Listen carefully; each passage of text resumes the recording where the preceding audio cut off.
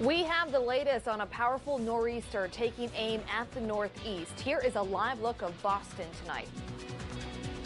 Some Missouri politicians have criticized mask wearing in school, but do they affect children's ability to develop and learn? We're talking with a pediatrician to get the facts. And I'm tracking some mild temperatures over the next few days, followed by a big storm that could impact us next week, giving us rain, possibly some wintry weather. I'll show you the potential impacts coming up. ABC 17 News at 10 on KMIZ starts now. Parts of the Northeast are bracing for a potentially historic and dangerous winter storm.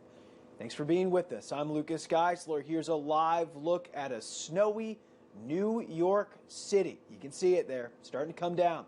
And I'm Deborah Kendrick. We will have more on the nor'easter and its potential impacts in just a few minutes. But first, here in mid-Missouri, winds have slowed, but bitter temperatures continue to hang over the area. We'll shake off some of the cold this weekend before our next chance of winter weather arrives by midweek. Storm Track Chief Meteorologist Jessica Hafner is keeping busy tonight. She's tracking it all for us. Hey, Jess. Yeah, already starting to see those cold temperatures settling in across mid-Missouri. We are down into the single digits across northern Missouri, down to about 10 right around Macon. Down to 18 right now in Columbia. Jefferson City, one of the cold spots as well, dropping down right now to 13 degrees. We're about 14 in Fulton. This is right where we're going to stay going into the morning. Low to mid-teens across the area with clear skies as high pressures overhead. We're going to see light winds tomorrow in the morning, but it should pick up a little bit into the afternoon. From the south, though, that'll send us into the 40s to around 50 degrees. So hopefully you can get outside and enjoy that. Lots of sunshine tomorrow. Sunday, it's just a touch cooler. I'm tracking another front that'll be moving through from the north. And then next week, we'll turn our attention to Tuesday. We'll be tracking another area of low pressure that'll spark some showers off to our south during the day as temperatures will be above freezing. Cold air, though, will quickly be moving in by Tuesday night. If this low pressure stays just to our west, there's a better chance of seeing more rain and wintry mix. But the farther east it tracks, there's a better shot that we could see some accumulating snow by Wednesday. I'll show you the hour-by-hour forecast for next week and later in this newscast. All right, thanks, Jess. And Columbia City-run overnight warming shelter is currently open downtown. That temporary shelter at the Wabash bus station will stay open till 6 tomorrow morning. This time last week, people gathered outside the facility calling on the city to raise the low temperature threshold from 9 degrees. Now, the city did that, raising the opening temperature to 15. Some activists there wanted it to open when it was as low as 32 degrees. In a release today, the city said the warming center's resource for folks unable to access other local emergency services. A spokesperson said the city would continue to work closely with other emergency shelters in Columbia, calling them the preferred option. Here's a list of those resources and where they're located or how to get a hold of them. For more on the cold weather resources across mid-Missouri, head to our website, abc17news.com. Now to the dangerous nor'easter taking aim at this hour. You are looking live at Boston. And again, that hard to see New York City tonight. Authorities there and in several other states are warning of life-threatening conditions. States of emergency declared up and down the East Coast. ABC's senior meteorologist Rob Marciano has the latest from Boston. A potentially historic storm taking shape right now off the coast of the Carolinas and taking aim at the Northeast, with blizzard warnings expanding, now including much of northern Maine, all the way down through the Delmarva Peninsula, Long Island, and parts of Connecticut. Historic snowfall amounts potentially shaping up, several ingredients coming together to make this happen. During the day on Saturday, heavy snow will be falling across parts of New Jersey and through Manhattan. I mean, the big cities, I-95 is going to be a mess. If you live in the snow zone, please don't try driving because the plows are just not going to be able to keep up with the amount of snow coming. We'll see 2 to 4 inch snowfall rates at times, and then it'll be blowing sideways. 30 to 50 mile per hour winds along I-95. Higher than that amounts across eastern New England and the Cape. That's where we'll see the power outages. That's where we'll see the heaviest snow because this thing will bomb out. It will rapidly intensify during the day tomorrow, and eastern New England will get the brunt of it. A good swath of 6 to 12 inches of snow slicing across parts of New Jersey, Manhattan, up through central Connecticut and Massachusetts, but 12 to 24 inches plus across eastern Massachusetts. Areas just outside of Boston here could easily see 30 inches. The mayor of Boston declaring a snow emergency. We're going to be digging out of this storm throughout the day on Sunday and then into next week. Rob Marciano, ABC News, Boston. Now, for her expert take on the system, we're going to go back to Storm Trek Chief Meteorologist Jessica Hafner. And just like we've been hearing, blizzard and winter storm warnings are in place for almost all of the Northeast and New England. So we were chatting earlier, when was the last time that area saw something like this, and how does it compare?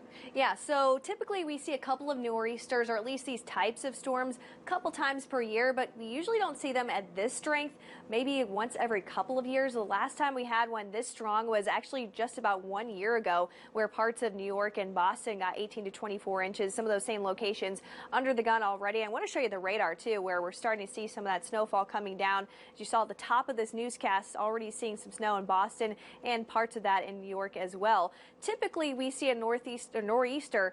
It's within about 100 miles of the east or west coast of the Atlantic. They usually intensify a little bit more as they get closer to New England and bringing heavy rain or snow, high winds, and coastal flooding. Again, we have these a couple times a year, but usually not this strong. This is what we call a bomb cyclone. It's all about the pressure drop, and they're classified by a 24 millibar or higher pressure drop within the center of that storm in a 24-hour period. So it's kind of like a hurricane when it rapidly intensifies from a Category 1 to a Category 3 in that 24-hour time frame. It's a lot of power there in Yeah. those storms. I mean, it's interesting to think about them like as hurricanes, like in those wind speeds too. Let's talk about Boston specifically. It's going to get a lot of the impact here, at least expected to.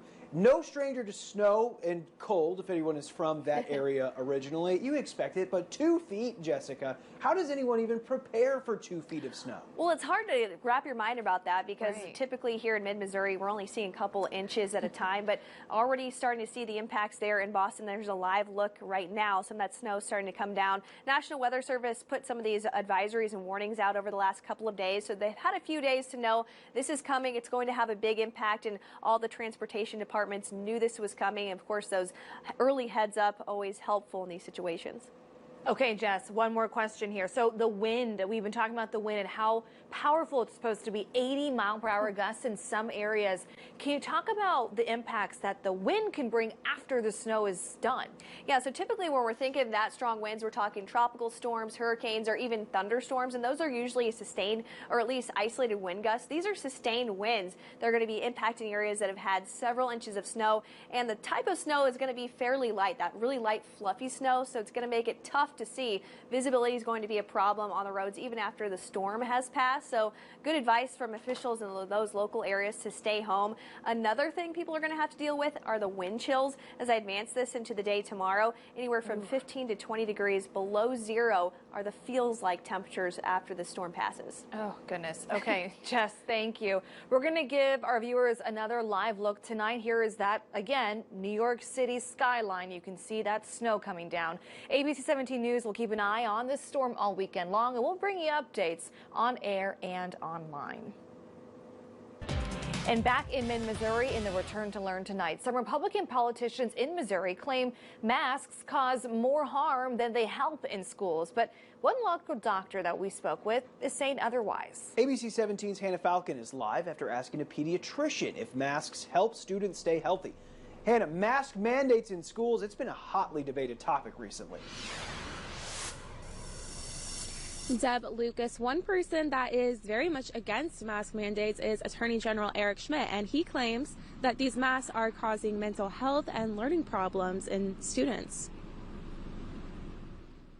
There's no data to support it. Masks are, in fact, ineffective. But we are learning more now about the psychological and social and learning challenges that come from these sorts of policies. After Attorney General Eric Schmidt filed 45 lawsuits against Missouri schools for active mask mandates, including Columbia Public Schools and Jefferson City Schools, many have wondered, do masks have a negative impact on children's learning and mental health? No, it doesn't slow down children's development. I mean, Dr. Kristen Soul works with autistic children. Soul told me that most children don't have problems wearing masks, but some on the autism spectrum may be uncomfortable with things touching their faces and need extra help with masks. in those cases, then that child and their family should be working with their teachers and their therapists to see what makes sense to keep that child safe. Schmidt points out the rise in mental health issues since the beginning of the pandemic. Got psychological issues, got mental health crises on the rise, especially for teenagers. And so this stuff has to stop. But Soul says children do better mentally when they're able to attend school in person. So we know we got to keep them in school, but now we also have to think about how do we keep them physically safe, and trying to reduce the number of infections in our communities, a really important thing for all of us to think about. And masks are one way to do that. Columbia Public Schools' temporary mask mandate is set to end next Friday. We asked CPS if they would extend the mask mandate, and we were told that the superintendent would make that decision closer to the expiration date. Reporting live in Columbia, I'm Hannah Falcon, ABC 17 News. Hannah, thank you. Jefferson City Schools' mask mandate will end when schools move out of the yellow protocols, which can be tracked on the district's online COVID-19 tracker. Coming up on ABC 17 News at 10, where the news comes first. After the break, we're checking in with local healthcare providers to see where the demand stands for COVID-19 tests as Missouri sees fewer new cases reported this week. And in recent weeks, we've seen several cases of officers getting hurt or killed while on duty. We're digging into the data, and we have an update on 2 officers hurt near St. Louis. And I'm tracking some mild temperatures over this weekend, but we do have an impactful storm heading our way next week. I'll show you the updated future track coming up.